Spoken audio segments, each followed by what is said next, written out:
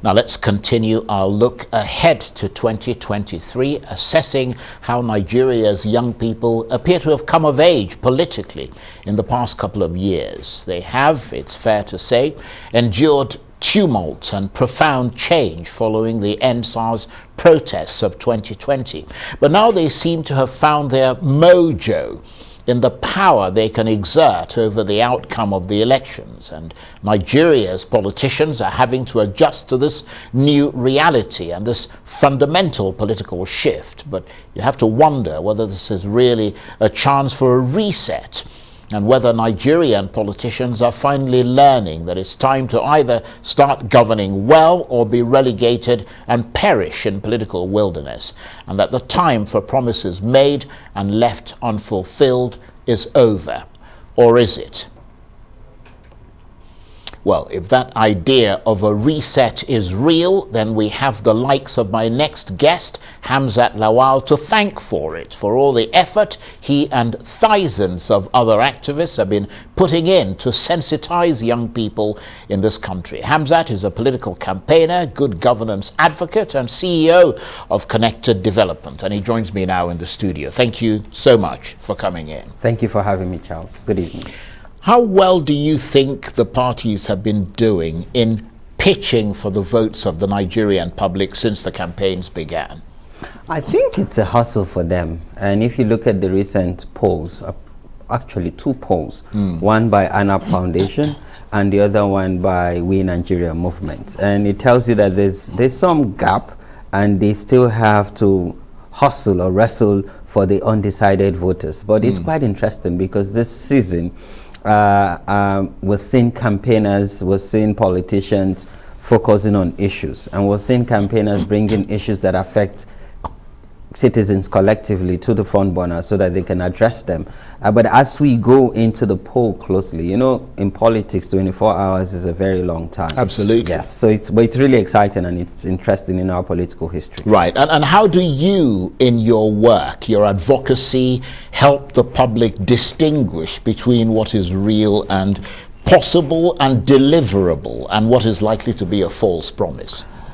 For the past 10 years that Connected Development and Follow the Money movement have existed, and if you also look at what we've done with the Not Too Young to Run campaign, you know, changing Nigeria's constitution with just 2.5 years of intense campaign, we've sensitized a lot of people. So today we have over 15,000 boots on the ground, because for us it's also collecting pre-election assessment reports, election assessment report, and post-election assessment reports, and hosting various town hall meetings at the grassroots in the hinterlands, you know, where a lot of people don't want to go to. We have people there engaging, you know, the electorate, because there's going to be a lot of political town hall meeting where these politicians vying for various political offices will come and promise them heaven and earth. You know, they will promise to take them to the moon, and which some of them have never really seen inside of an aeroplane. So what we do is we engage them to say, see, your permanent voters card is your power. And INEC have done so well, particularly in the continual voters registration, but most importantly,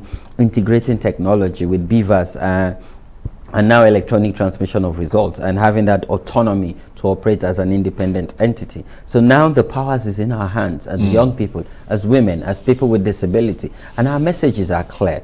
You know, you cannot mortgage your future. You cannot mortgage the future of your country and keep your destiny in the hands of someone who is greedy. You know, let them tell you clearly what are they going to do on healthcare, what are they going to do on But I'm sure you know that the motto of politicians appears to be, anything you can do, I can do better. So whatever the other guy promises, I'll just promise more. I know, but this time around we're saying, ask them granular question. If they say they will provide free healthcare, what is the cost of this free healthcare? Where would the money come from? Are they increasing taxes? So who are they going to tax? Are they going to increase luxurious taxes, or is just going to be double taxation all along? Okay, you're investing in infrastructure. In which infrastructure? And how does this connect to creating jobs? Are you just creating jobs, or you're creating sustainable livelihoods? Okay, you want to ensure that children, over 20 million of them that are out of school, go back to school. How are you going to do that? What is the timeline? You know, who are your stakeholders? Are you going to work with civil society? Are you going to work with the media? What is your relationship with organized private sector? How would you mobilize resources? You see, before now, we look for leaders who would manage our resources. But right now, we need people who can mobilize resources galvanize international investors and international community, and bring relevance back to Nigeria. Right. Now, and part of what you're doing is mobilizing PVC collection campaigns. House to house, door to door. How's that going? Exciting so far. You know, we started in Kogi State, mobilizing women, because when you look at INEX register, the youth and the women actually forms the block. And that's why I say the only force we have are the youth and the women. There's no third force. The only force to reckon with. And because on election day, the people you see on the queue are young people and women. You know, and for us, we're saying we're going to house and door to door. We're going to knock.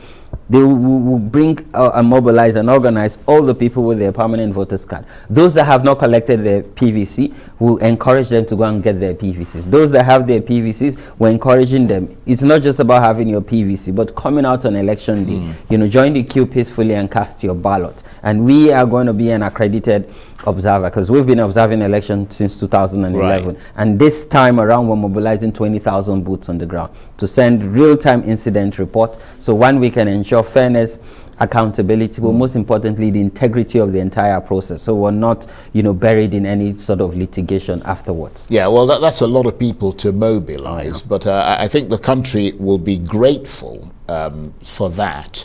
And you also aim, along with those of your group and your affiliates, to mobilize 10 million votes. Tell us how you're planning to do that and how those votes will be distributed amongst the candidates, or that's got nothing to do with you in terms of how they actually vote. Well, the Green Nigerian movement was started by myself and Moses Siyasiloko. And for us at that time first, we wanted to inform who even become or who emerge as candidates. And taking a cue from the Not Too Young to Run movement and ensuring that our politics is not heavy on money. You know, let it be heavy on value and service, because that's what politics is supposed to be.